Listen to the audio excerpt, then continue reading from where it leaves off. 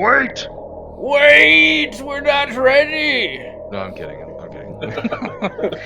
Welcome back to Roll Top Realms presents Tatters of the King. I'm back with my friends, my good buddies. Guys, how you been doing? It feels like a while, but it's really only been a week. I have been chilling like a villain. Chilling like a villain. Yeah. Like what kind of villainous things you've been doing? I've been like moving caskets around and folding flags, that sort of thing. That doesn't sound villainous at all. That sounds very honorable. Get the hell out. I'm Greg, your keeper for this campaign and session, and going forward, hopefully. I don't see that changing. I'll cut that out. Hey, no. I'll cut that out. We might mutiny. Mutiny? You kick me out? You're out, Greg. Get out. And I'm here with my friends. Let's introduce each other and let's talk about something. Something I think is pertinent to the overall theme of the campaign.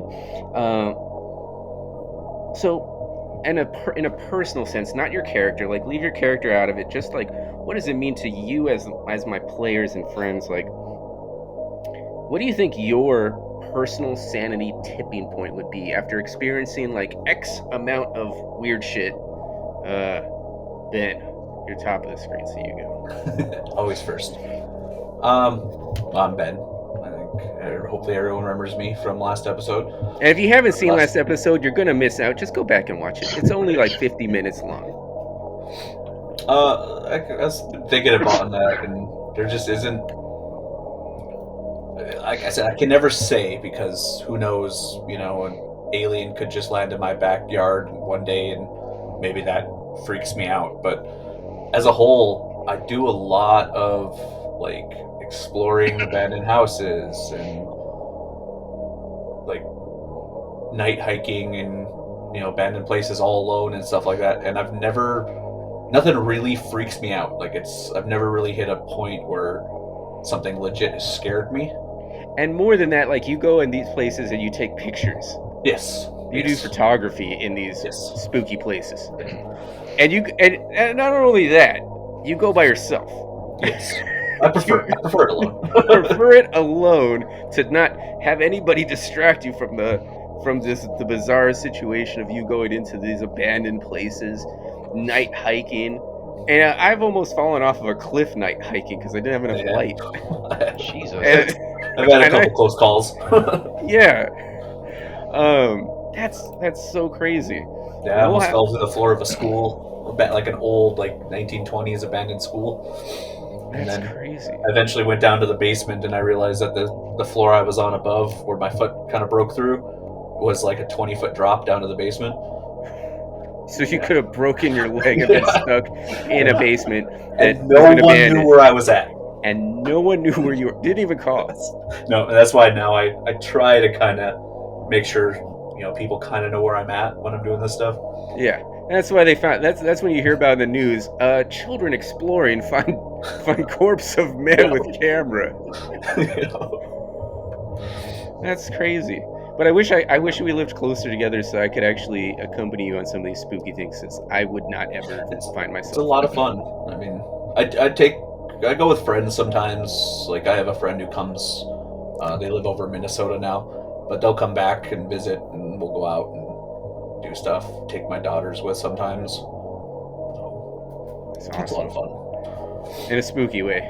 Yeah, there's a lot of abandoned places out here. So. I believe it. Yeah, I've seen a couple weird spots myself. John, what about you? Okay, so I've got two answers for this. Okay. The first one's kind of serious, not serious, a little funny. I think it would be like,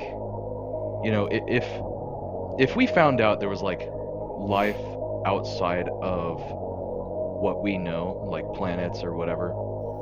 I think if I was able to leave planet Earth, right, and go to someplace else and be like, oh, this society is so advanced, they have everything you need, nobody wants for anything, and I find out that it's just like it's the same everywhere, no matter where you go. There's political discourse. You have to work your ass off for a living.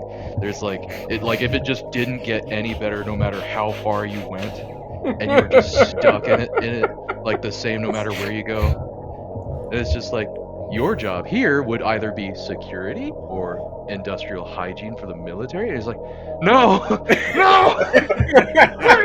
Like I don't want to be in like that Fry situation in Futurama where it's just like you're doing the same thing no matter where you go or how far you wait. You know, it's like, Oh man. that is an excellent a comparison for that. Yeah. That would drive me insane. Yeah, you're right. But my serious answer, and I realize this limit because like being in the military, you spend so long, like when you first start out, you are never not within arm's reach of somebody else. For me, it was at least a good 6 months. For every other branch of the service, it's going to be even longer than that. Right? So it's like, if for the rest of my life, I could never have a moment to myself where someone was not standing next to me, that would legit drive me to the edge of sanity. Like, it's really hard to constantly be worried about someone else's sensibilities and like about needing to potentially appease or not offend somebody else, that like to the point where like I just have like this social gauge that runs empty a lot faster than most people. So if I just could never be alone, I would actually lose my shit. I would be that guy on the street corner, stark ass naked, yelling about shit that doesn't make sense. I would lose my fucking mind. So no personal. If you had no personal space at all, you'd go you go insane. Yes, Okay. absolutely. That's a Okay. good one. That is a good one. Okay. That is a good one. Chuck, what about you? It's a tough follow. It's a tough follow to follow up on a good one. It's a tough follow. But like, it's kind of hard to gauge what your sanity might fucking be, like when it comes to like seeing shit, like. But like for me, like I don't believe in like. I know we had a whole joke that I'm like hella superstitious because we had that whole thing about the what you would survive, and I said, hey, Candy. I mean, I think it was Candyman or some shit. Like, just don't look in the fucking mirror and Just don't say his name. Yeah, Don't ever fucking say his name. It made it sound like I was like really superstitious, but I'm not. Like I don't believe in none of that shit. I don't believe in ghosts. I don't believe anything haunted. So I think the first sign of some weird shit, I'm probably freaking the fuck out. Like That's gonna that first time you see it, that's gonna be your breaking point. Oh like, man, it's gonna be- like 'cause I'm like, what the? I don't believe in ghosts. They believe in you.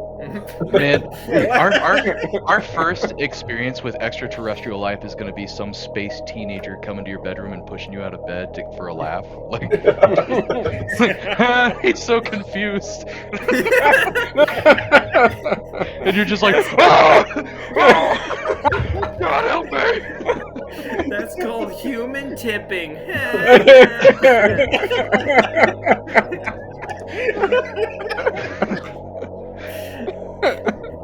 Jesus. That's awesome. Brenden, what about you?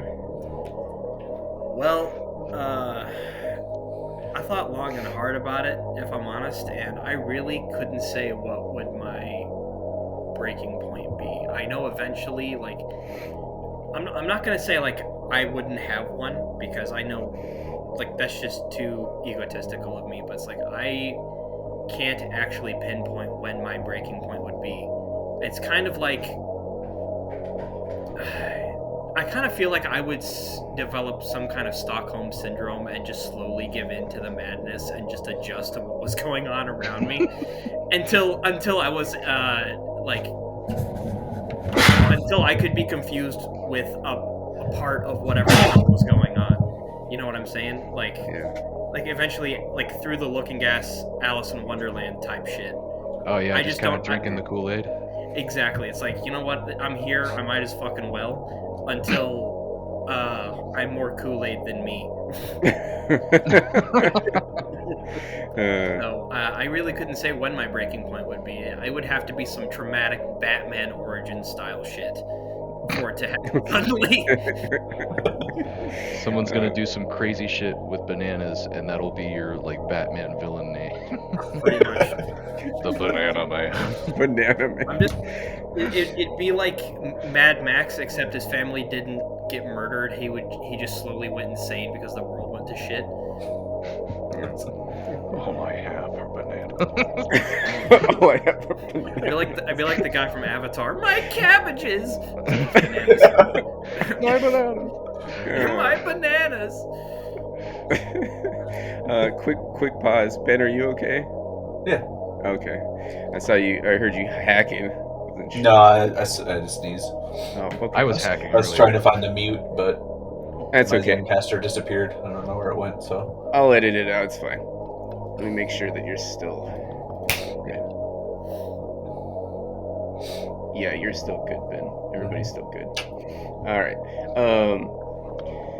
So yeah, for me, what would be my tipping point? You know, I think that you guys all hit on the same sort of principle, which is nobody truly knows what their tipping point would be. It's not a game with a set number associated with it. Like once I hit this number, that's when I go insane. It's not like that. It's an organic flow. Maybe it's something that we get accustomed to, like seeing weird shit. It would be really weird for aliens to come down to Earth and suddenly aliens, and yeah, it would be a tipping point for a lot of people. But at the same time, you adapt to it and becomes the new norm. A human tipping moment. A what? A human tipping. And suddenly you're just used to, alien teenagers coming and knocking you out of bed. Just for a laugh. That's human tipping.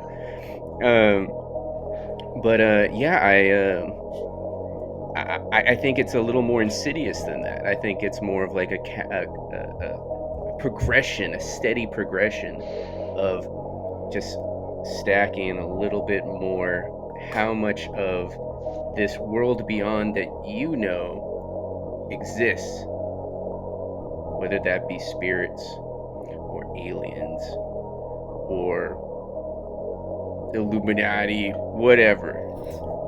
Just a constant like stacking on top until the dominoes or that house of cards just falls, and suddenly you break with the norm. Speaking of breaks from the norm, we're gonna fade in to our next scene. We fade out. We fade in the reception area of the Scala Theater. Most of the attendees have already vacated after the post-play incident. However, a few did decide to stay and mingle with the cast and the director. Our point of view pans around the open and elegant foyer to see small groups of men and women gathered around cast members in eager conversation. We fade in. Tatters of the King, the 4 scenes. We pull in behind Irish-born West London detective Jon McDowell in conversation with the play's director, Talbot Estes. I'm sorry. What is your name again, sir? My name is Jon McDowell. Pleasure to meet you, sir. Yes, the origin of the play. Well, the English translation, the writer is unknown. We believe that it was written around 1895 when the original English translation was written. However, the original French was possibly penned by Thomas Castaigne. but that edition was seized and destroyed by the Third Republic just after its publication. Supposedly there are one or two original copies floating around. I myself have one, and I even have an English translation. They're both exceedingly rare. That's very interesting. Yes. What was it that you found most interesting about my play again, sir? Mr. John, or do you prefer? May I call you John, or do you prefer Mr. McDowell? My friends call me John. You may as well. Ah, pleasure, sir. You may call me Talbot, Mr. Estes. My friends call me Talbot. Very well. Well, Talbot, I would like to know, or rather, I would like you to know, I found quite interesting the reaction that your play elicited from the crowd, and I'm wondering if these stories elicit the same reactions. Do you mean the original? Yes. Oh, yes, there were rumors abound that the original had caused some kind of outrage amongst the public. There were lots of people would say would be driven mad, but as I said before, it's art, and that's the point of art. He's very energetic. He's passionate about art, about how art is supposed to elicit these extreme emotions. That's the point. It was banned and burned and destroyed because it was ahead of its time. People just couldn't handle it. You seem to be handling it quite well. And he leans in close. Did you know? You probably couldn't tell. I was in costume. I played the king. And he slings back. He's like, and there's several people who are like, oh, we had no idea. And we cut to another group. Mr. Hunt and the professor are conversing with the Keiths. So Hannah Keith, and you already know this because you've been given, prior to going to the play, and then once again going to the play, you get the playbill, and so you know the cast, and you've seen the play, so you know that you have Hannah Keith, who played Casilda, and George Keith, who is listed as playing both Thane, Casilda's eldest son, and also Neotalba. And what were we talking about before? You would notice that her hands were shaking a little bit. Yeah, that's right. I was taking notice of her body language more than what she was actually saying, because she kept kind of downplaying the fact that me and Hunt saw two different things. That's right. That was something we had learned, that you two seem to have seen completely different Act 1, Scene 3s. Yeah. Her husband leads in, It's all right, Hannah. It's all right. We just need to get through this play. No more nightmares. Just get through this week. It's just a week. You can do it. Be strong. Yeah, I would ask. Did we overhear that, or what he whispering? She leans in, or he leans into her and says that you're probably within hearing distance. I'm sorry. She's been having terrible nightmares. Mr. Estes is it's all about art. It's supposed to fill the reader, the audience, with emotions, powerful emotions, and it certainly has. My wife has terrible says. Well, Mrs. Page. I mean, it's well, no, it's not Page. It's Keith. Oh, it's Keith, sir. Yes. Yeah. Well, Mrs. Keith. I mean, if you don't mind me, butting in, but what type of nightmares are you having?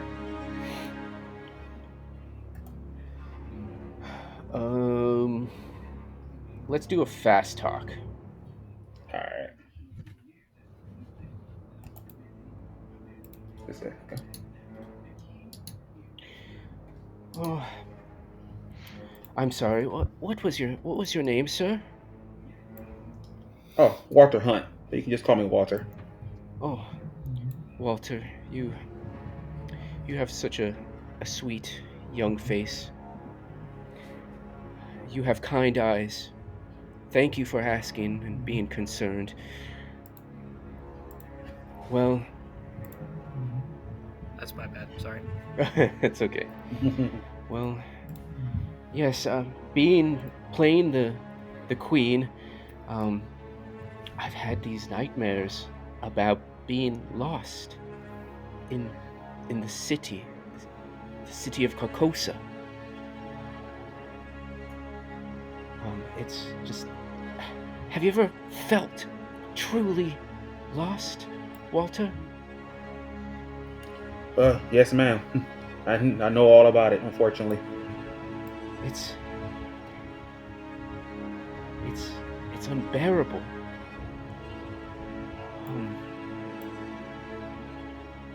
Do you see that woman over there? The woman who played my daughter, Camilla? And she points over to the young woman who had played her daughter, Camilla. Jane over there, she also had terrible dreams, and you can see, looking over, she's also Jean. She's also entertaining patrons that have seen the play, but also looks somewhat half-hearted. Okay. Also kind of looks a little uneasy. And while you're looking around, Brenden, why don't you describe who your contacts are here? So, obviously, I know Mr. Hunt. For those of you who haven't seen the previous episodes, Walter Hunt is one of the cabbies or the taxi driver that I hire on a regular basis to take that I would take to and from work. So me and him know each other very well.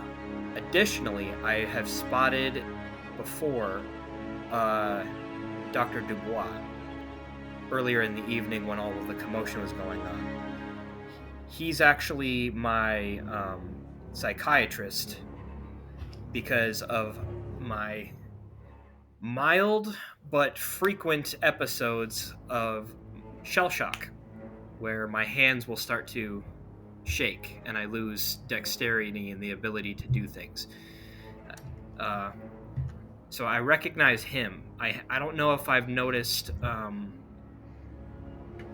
McDowell yet, but I also have met him once or twice just out and about in the community. That's right. So you see a couple familiar faces as you look over to where Miss Keith had directioned. Come on, dear, he says to his wife. Let's refill your drink, shall we? Excuse us, sirs. We're gonna get another drink, but we'll see you soon, if you'd like.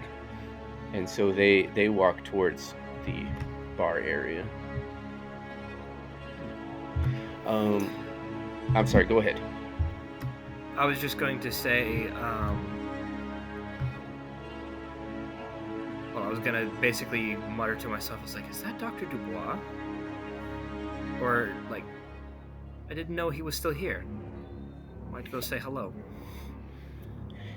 I would like the two of you, since you've had a chance to like look around the room now, I'd like you each to do a spot hidden. So there's two things that occur to you. So there seems to be a man who is, in appearance, he's very well preserved for his age. He has an open face, and,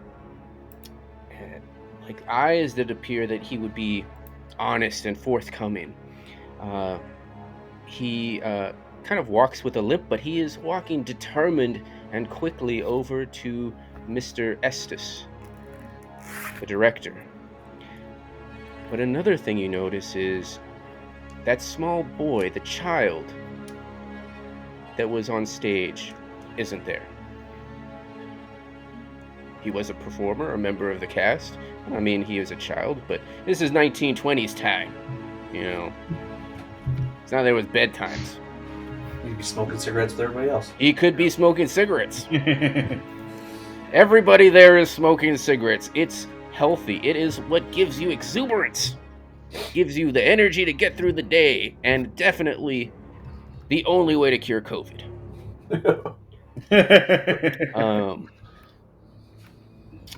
So with that, we'll cut back over to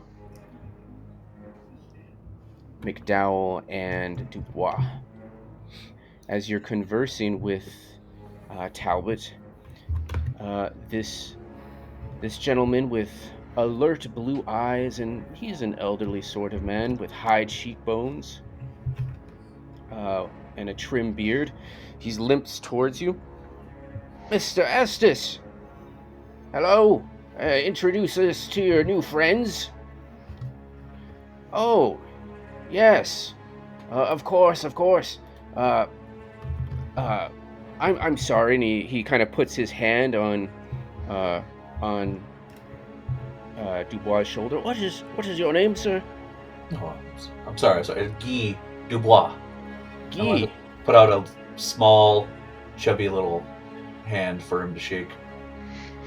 He grasps your chubby little hand. Very, very sweaty. Yes. He wipes the sweat on his on his coat. Very fine tuxedo. Yes.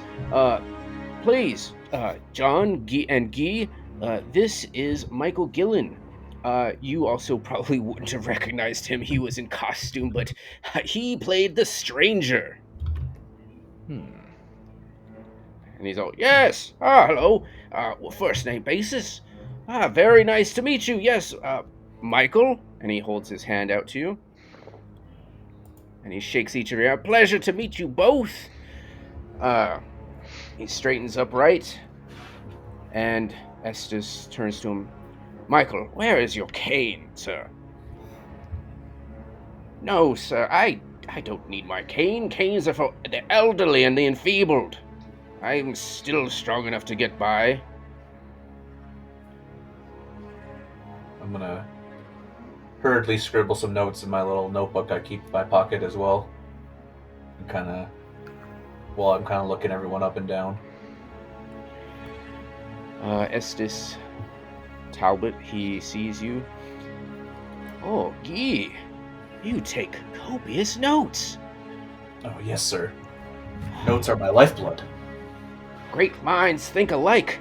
You should see my copy of the play. It's scribbled notes everywhere. Oh, I would be most interested to peruse that. Absolutely. I concur, Mr. Dubois. Of course. I'd also like to take a look. Oh, yes, of course. You two seem to be very friendly with each other. Oh, yes. My longtime colleague, and I'm going to slap him on the kind of the middle of his back because I'm not quite high enough to get up to his shoulders.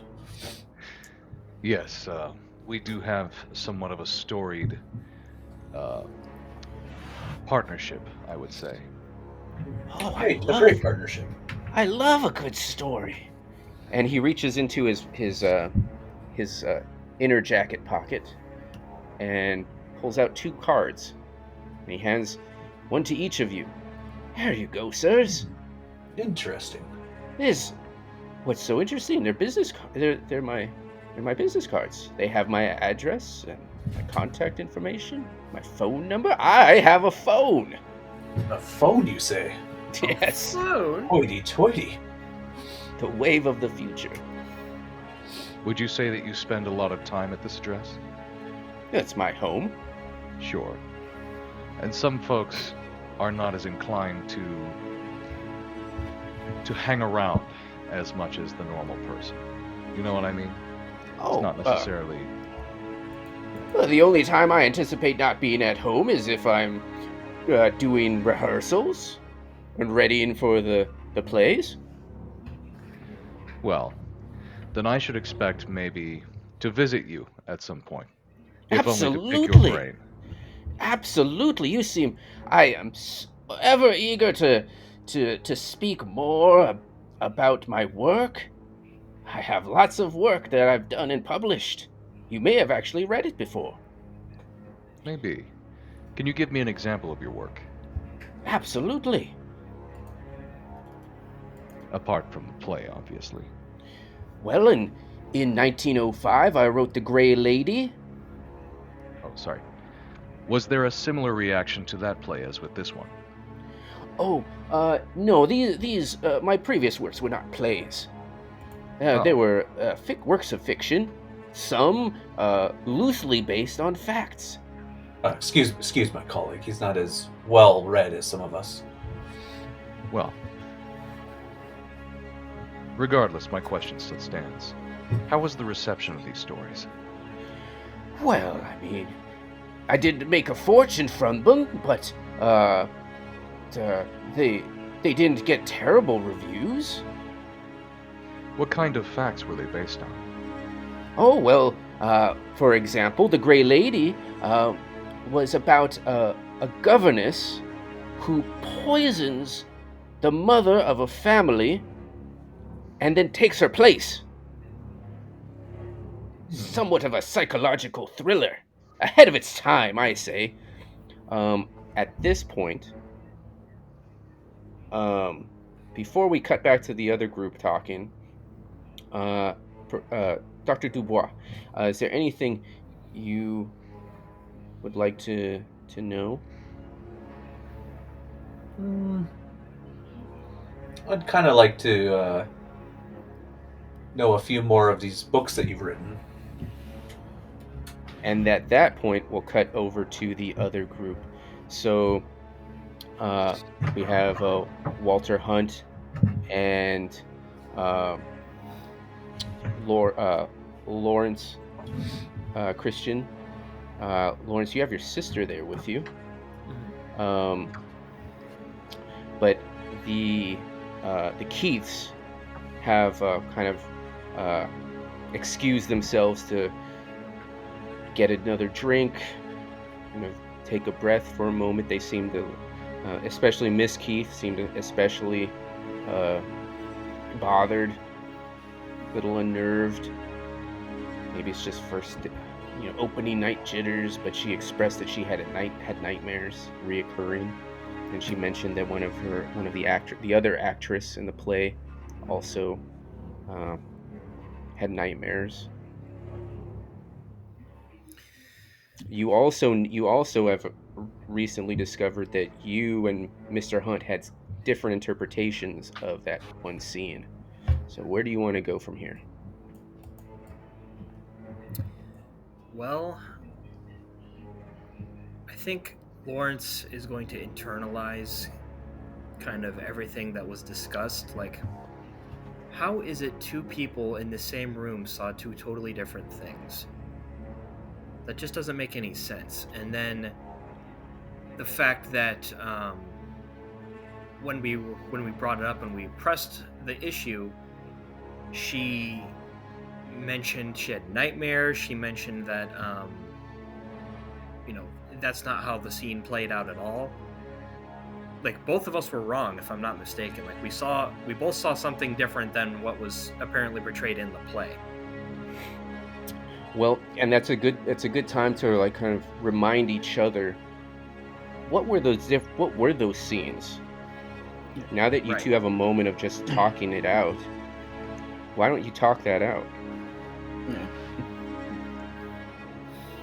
So Lawrence is going to, well, everyone is in the foyer kind of smoking at this point. He's going to reach into his jacket pocket and pull out his pipe and start packing in some loose tobacco as he steps closer towards Walter and go, isn't it interesting how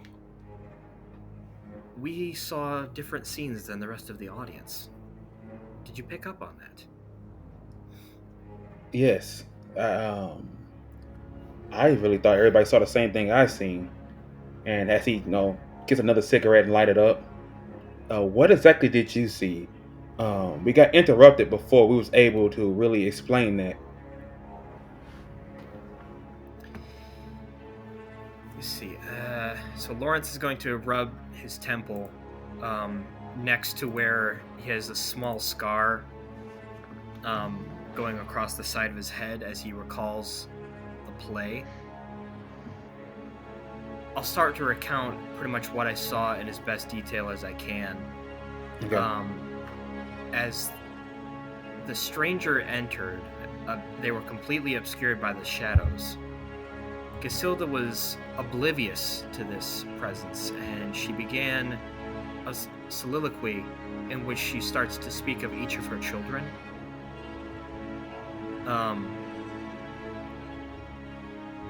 But as the scene progressed, there was a sense of palpable tension that took hold, and as all of the other actors left the stage, except for Casilda and the stranger took the center of the stage, and that's when he began to show that very strange sign. Interesting. Well, you see, what I seen was it was Casilda and that stranger. But see, when the stranger appeared, Casilda seemed frightful. I mean, like so afraid. She took the torch and just threw it at him, and she starts like saying that it's too soon, fearing that there's something about the king in yellow. And the stranger tried to calm her down and try to tell her the king in yellow is like the truth. And that's when the stranger came to the front of the stage and revealed the sign. And so then recalling from what Hannah Keith had kind of described what her actual scene was, Walter's is the closest to what had actually happened, although there were some slight differences.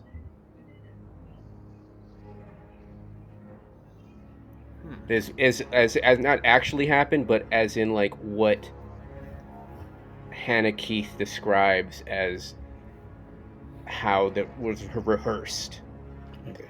So, Right. I feel like, so it seems like Miles was a little bit more closer to what she said. So it seemed like you might see an illusion, maybe?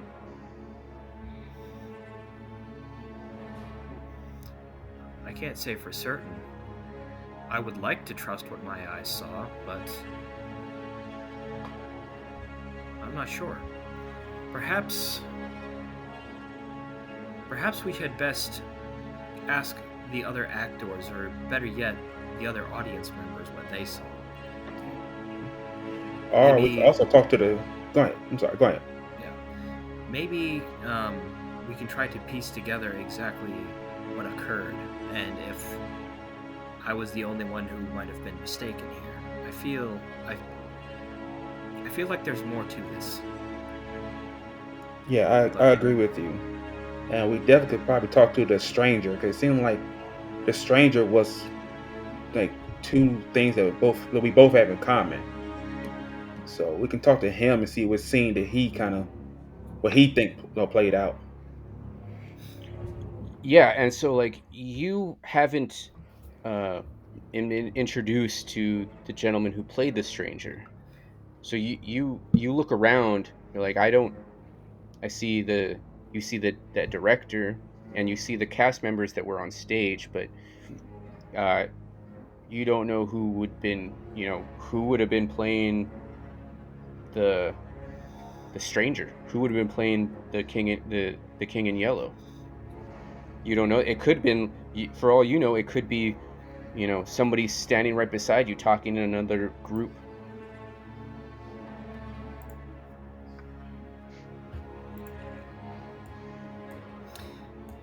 Don't we have the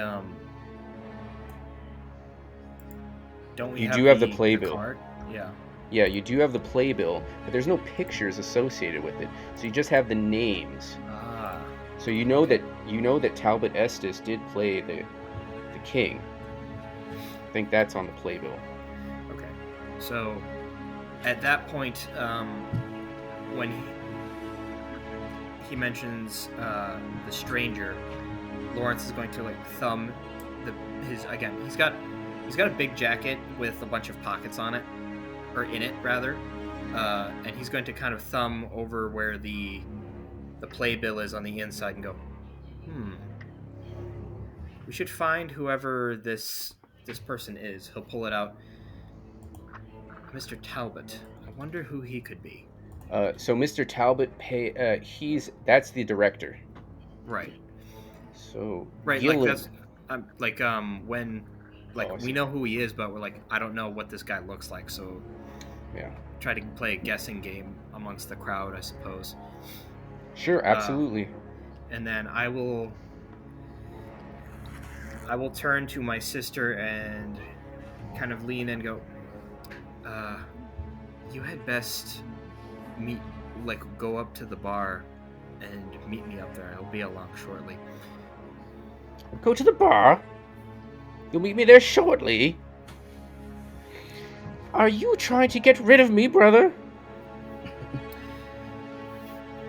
No, there are strange goings-ons about, and I would prefer you be in a place that is well occupied and well lit. Plus, there is whiskey there, and I would like a glass. Please go fetch one. She harumphs, shocked,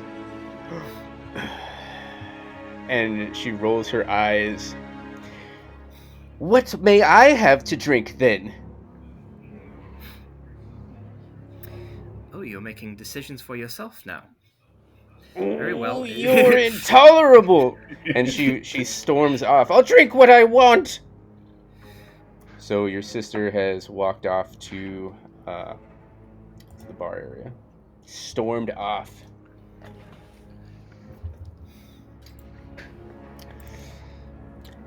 At that point, I'd like to cut back to McDowell and to Dubois. So yes, there was that one, and Mr. Dubois, Guy, yes, I also wrote The Haunting of Agatha May in 1912. Does that one also involve a mother? Let me think. No. It was about a young woman. Is the only one who can see what happened to the previous owners of her country home. Somewhat of a ghost story. Most interesting. Yes. Then in 1921, I wrote The Curse of Daedalus. I'm not familiar with that work. Oh, that's all right. Yes, it was about a magician who makes a pact with a demon prince who plots to ruin a famous family. A little bit of a dark revenge story. So Speaking you're a of bit. speaking of dark characters, there was something that had me vexed about this earlier performance. There was a So, character. Someone referred to him as the King in Yellow. Can you tell me about this character? oh, well, obviously, he's a king. He's the king of Carcosa. And he's more of a metaphor. For? A metaphor. What for? Yes. A metaphor. He's a metaphor. Yes. For a metaphor? I gotcha. No, a metaphor for truth. Yes. Because you see, people can't handle it. Do you see? So you're saying he's a metaphor for the idea of a truth that people cannot handle at all, like something so perhaps vexing or damning that it is better not to acknowledge it. Well, I wouldn't say it's vexing or damning. Perhaps vexing, yes. Most truths can change your truths can change perceptions, you see. And the bigger the truth, the more impactful it is to your perception, you see. So what is perhaps maybe my vision about what your vision is meant to be is a bit obfuscated. Is there maybe a second dimension to this meaning? Maybe the truth is something that we didn't want to know. What is the truth? He purses his lips for a second. Well, yes. In this case, you've hit it on the nail on the proverbial head. Yes, the main character, specifically Queen Casilda, who is played by Hannah Keith over there. She looks around. There she is. She does not want to face this truth of a never-ending war with her neighbor. And the only way that seems to be, the only path, so to speak, is this acceptance of truth. And she half-heartedly sort of accepts it, right? When she laments and sings this song about her nation of Hastur. And it's coming to grips with that inevitability of, sadly to say, mutual annihilation. Sir, you look old enough to have served in the Great War, and surely you would have seen and read about how horrible it was. Mutual annihilation. War, you see? Does that answer your question? I'm not sure there's much else I can tell you but that.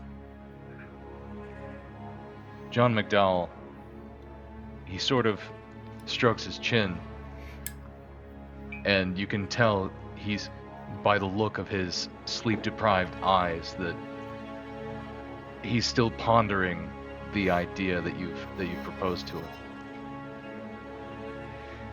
He parts his coat, revealing a thin waist, not one that is necessarily fit, but one that is gaunt from missing many meals and working late into the night. And smoking lots of cigarettes. Invigorating cigarettes. Yeah. The marvels of tobacco. And he says, yes, I think I finally understand. I do. Well, that's excellent. Well, Excuse me, I am going to speak with some of the other guests, but please feel free to speak with the rest, and don't forget you have my card, please. Please call ahead of time, of course, and then you're more than welcome, both of you, to come over. Absolutely. I will be dropping by. Count on it. See you soon, then. Have a good rest of your evening, then. Take care. And he waves over. He waves over to someone he recognizes, and he goes to speak with them and puts his hand over their shoulder, deep in another conversation. He's gonna kind of tug on John's coat, kind of get him to come down, you know, a little more private, closer to my face, and say, How can I help you? That was quite the interesting conversation we had with him, Yes. and find it very interesting he plays the stranger, and I would really like to see those notes.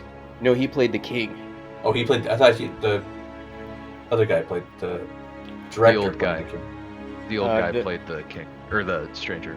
Yeah, the old guy played the stranger. Okay. Well, I'll say I would very, very much like to visit this man again. Yes. If you don't mind, sometime later tonight, I'd like to come to your office and go over those notes with you. Of course, my boy. feel- Of course. I feel that there's something he's not telling us. Something else is at play that he is not willing to disclose. And maybe we can parse out clues about such Yes. from those notes. I believe you are correct. All right. I'm going to go get another drink and check on Sister. Yes, I better check on Mother.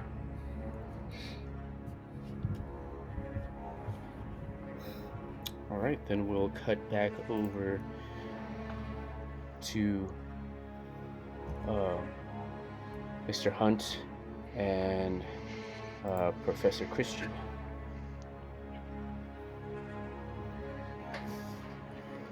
So, Hunt to kind of look at Professor. Professor. There's an actor over there. I'm pretty. But he's talking about the older man that kind of got like the white beard, yeah. And he's like, maybe we'll talk to him and see what he played. That's an astute guess. Yes. Yeah. Let's go over and see what part he had to play in the events of the evening, and then we'll proceed. So yes, perhaps you walk by. Michael Gillen is still speaking because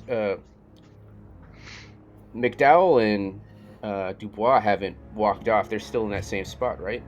Yeah, we're heading to the bar. Yeah, we're about to. So perhaps your paths intersect, but neither of you have met Mr. Hunt before. No. So he's just another passerby, another attendee to the play. Mhm. Is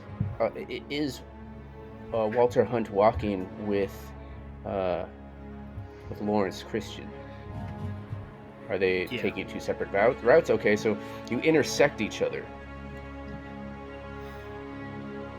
So you see your doctor, your provider.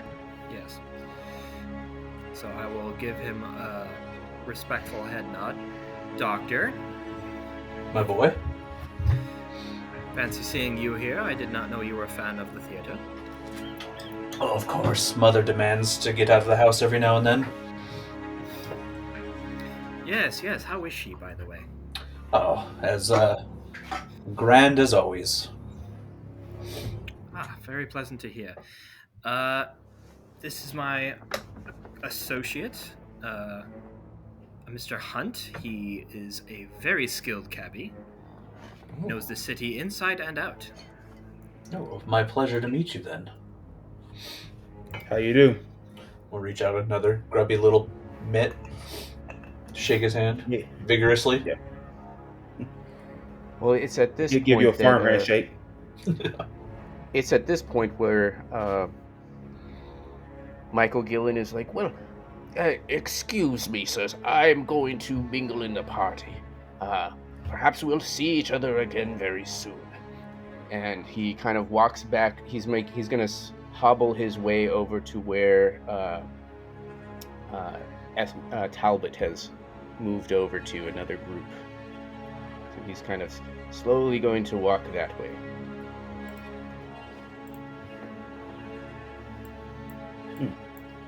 Unless you try to stop him. This is the old guy, right? This is That the we're old. talking about? Yes. Okay. Yeah. Yeah. I guess I'm assuming all of us are like trying to talk to this guy at the same time. Well, he had just kind of saw that the other two had been speaking with Talbot, and so that's when he kind of came over Mm-hmm. to kind of see what the conversation was like. So he's interjected himself into our conversation.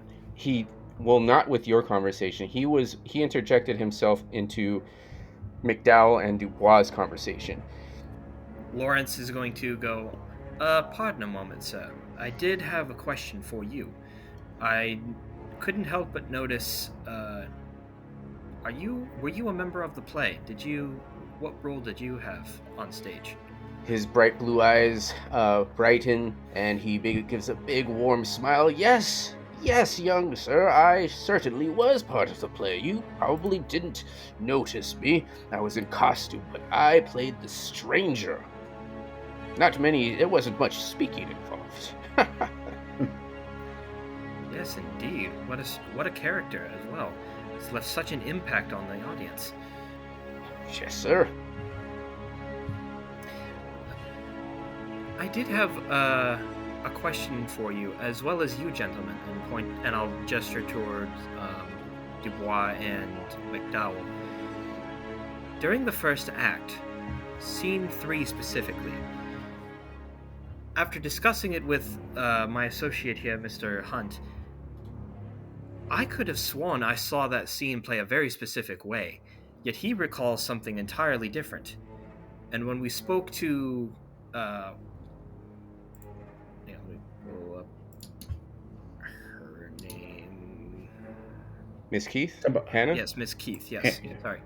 And when we spoke to Miss Keith, she also insisted the play played out slightly different. Could you elaborate on how that scene actually... what course of events led to that scene and how it ended? So he's continuously nodding and smiling, eager to be part of the conversation. Oh, well, yes, sir. It went according to our rehearsals. I entered the stage. The queen is nervous about me and making my appearance. She takes the torch from the sconce and throws it from the balcony into the off stage into the lake. You of course use your imaginations, but out of the scene and into the lake. Yes, all according to script. And then I end the scene by embracing the audience. Embracing. What a colorful way of putting it. Well, it's as my friend, my good friend Talbot says. It's symbolism, metaphor. I wouldn't be able to describe it as well as Talbot, but I'll do my best. The stranger acts as what is it he would say? Knowledge that is there, that leads to the truth. Something of sort of precursor, a sign of a truth to come. The king in yellow.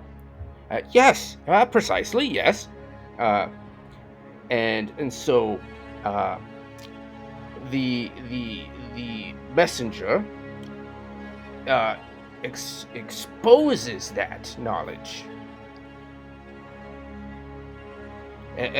so that the truth can be absorbed or welcomed in, which happens in the subsequent act. A sign of things to be. Yes, somewhat, yes. I believe that's how Talbot would also describe it, yes. May I ask you a personal question? Sure. What is your relationship to Mr. Talbot? Oh, he's one of my closest friends and colleagues. Yes, I've worked with him several times in the past. I have no speaking roles, but that's okay. I started off as a stagehand, and then he is a most interesting person. You've had a chance to speak with the man. I have. Have you noticed any intricacies, or maybe eccentricities? Anything odd? Well, geniuses are often odd and misunderstood. Yes, I agree. He is quite unique, yes. I sincerely suggest you take him up on his warm offer. Yes. A friend of Talbot is certainly a friend of mine. If I should visit him in his home, is there anything I should see maybe that would be beyond the pale, as it were? Something that is not... Maybe I would not be prepared for otherwise unless you told me. I don't think I understand, sir. No, I don't. I don't know what you would mean. It's a very nice house. It's, some would say, palatial. Yes. And he's always seemed, at least in his right mind, if not just a little eccentric? Yes, sir. Okay. That's all I needed to know. I apologize for interrupting your conversation. I was just very intrigued by your colleague. He's a very interesting man, and he does have his eccentricities, yes. But you've already seen that. Yes, Kind of I laughs. have. Excuse me. I'm going to grab another drink and join my friend. Yes, go ahead. Go ahead. Give my regards to him as well. I haven't had a chance to meet him yet. Oh, well, you should then. And good to meet you too, sir. And he kind of nods to Mr. Hunt. He hasn't gotten your name yet, but he nods to you and. And I will say, but like before you leave, this might be something that I missed, but can you tell me what that sign had on it? Like, as soon as you revealed it, I might have missed it. Commotion happened. Was it blank? What did that sign have on it?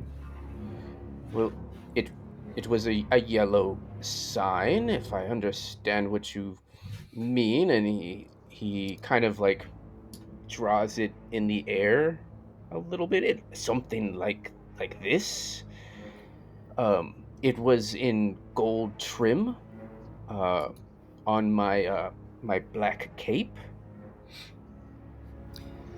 Would me as a professor of archaeology recognize this sign, or is it just gibberish? You could take a moment and roll some sort of check on that. Michael, may I ask you to tell me more about the sign? Is there any meaning to it? It is what Talbot had asked the crew, the dress designer for costumes to produce. I have no other knowledge of it. It's just simply what the director asked for, and so that's what was produced. So, Detective McDowell is going to lean down to DuBois and kind of like motion towards his notebook to kind of like put that to memory so we can ask Talbot about it later and hope that he understands his meaning by that. And so he's Write like, that Yes, down. sir. "Well, I'm going to catch up with my friend This is now. See you gentlemen later. Bye." Take care. Seeing Dubois kind of write the symbol down, I'm assuming that's what he did. I would lean over. Doctor, may I take a look at it? I didn't get a chance to really study it while it was on stage. Of course, my boy. Hopefully, my handwriting is legible. I'm gonna hand it over to him. Though I've seen many a horrendous doctor's note in my time, yours shall not be any different. And then I will look at it and succeed on my archaeology check in my brain and things like that, and potentially recall bits or pieces of this symbol, of this sign, whatever it is, maybe derive some kind of meaning from it. Yes, so looking at the sign, Dr. Dubois, did you take copious notes during the play? Yes. Well, copious. For me, I would say. In the sense of when you saw the sign, you jotted it down? Yes, it would have been in my shorthand. So the sign does not have the same effect that it did on you in the moment that you saw it. And going through your knowledge, your vast knowledge of archaeology and history, it's just gibberish. It's gibberish. It doesn't. I mean, you could possibly look into it further through more, research, but in your immediate thought is it's gibberish. It's gibberish. What do you make of this, Professor? Well, in my professional opinion, it's gibberish. There is no discernible meaning to it. It is strange, though I could have sworn I picked up on something before in the theater. Maybe it was just the effect in the moment. It does have a very striking presence, but it appears to be nothing more than an artistic vision of some kind. I do not know. A doodle almost. The drama does change the mind. But I promise my doodle is accurate. Detective McDowell is going to kind of like motion with his arms for the other three men to kind of come closely so that he can speak more discreetly. Oh, yes, I should say, Detective McDowell, this is one of my patients. Oh yes, I'm quite acquainted with Professor. Oh, Yes, well, that's Detective. good then. And this, I believe, is his driver? I'm sorry, I forgot your name already. Walter. Yes, Mr. Hunt. He is my favorite chauffeur, and he is very, very skilled behind the wheel and behind the horse and carriage buggies. He's very skilled at finding his way around. Yes, my apologies for not introducing myself sooner, Mr. Hunt. My name is Detective McDowell. I believe I was hyper-focused on something that had caught my attention after that row earlier. Professional, inclination. My apologies.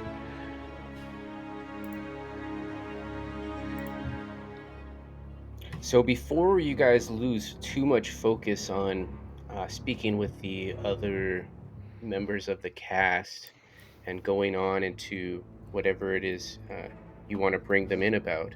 Now, I do want to remind Walter and Lawrence that they had determined that they had vastly different accounts of that Act 1, Scene 3. And perhaps upon hearing what Dubois' response was, like, it was the drama of the moment, perhaps that might spur, a continuation on that before you guys forget about it.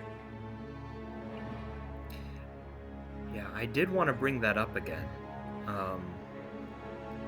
Before we broke up this small huddle, as it were, what the others actually saw. I know I've discussed this with Mr. Hunt, but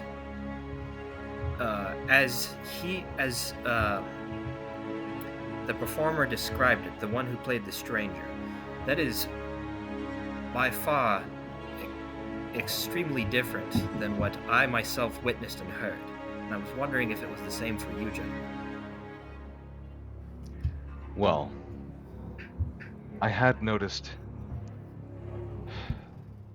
I noticed after Scene 3, that sign that you were talking about. But the scene itself, it played out with the Queen Casilda standing alone on the balcony.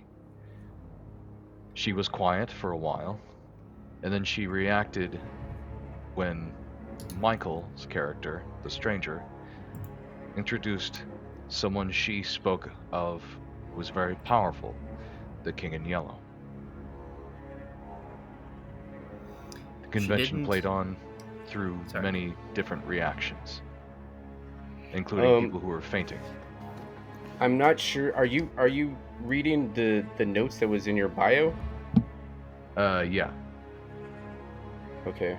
She speaks of madness. She speaks of the power of the king and the king. Okay, I'm sorry. Can you repeat that? Because you were clipping out real bad. Oh, my apologies. As I remember,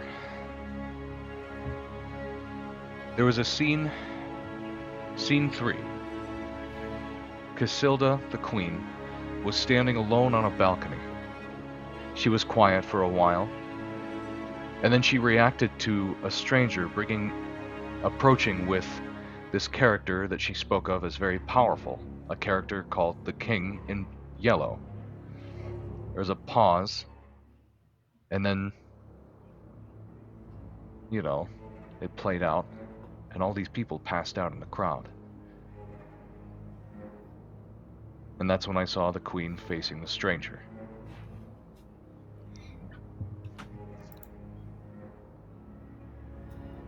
But I also saw the yellow sign, as you all described. It was very distressing for some reason. Yet another version of events. When I was witnessing the scene, it played out differently. The stranger, obscured by the shadows, is standing in the background as the queen is completely oblivious to his presence. She begins a soliloquy in which she speaks of each of her children and how she bemoans that her family is only ever held together by the yellow sign, until the stranger passes her to address the audience and reveals the sign. The way you described it sounds like she doesn't speak hardly at all. It's very interesting. It seemed as though she were more reacting to someone else speaking that we did not see or hear. Walter, remind me, she addressed the stranger directly in your eyes, didn't she? Yes, in fact, she was quite terrified of this stranger. She was fearful. Doctor. And the stranger actually had to calm her down. So that's interesting. To me, it seemed more like she knew this stranger and was expecting him. But I will embarrassingly admit I was distracted and sort of annoyed, as you can see from my notes, by some audience members. So the details of the dialogue are lost upon me. I just don't understand how we can all see the same thing and yet perceive entirely different scenarios. How does that even happen? And with that, we fade to black. And we'll pick it up next time on Roll Top Realms presents The Tatters of the King. Not the taters of the king, the tatters. I mean, I'm always down for some taters. What's That was a taters, good moment to precious? leave off on. Yep.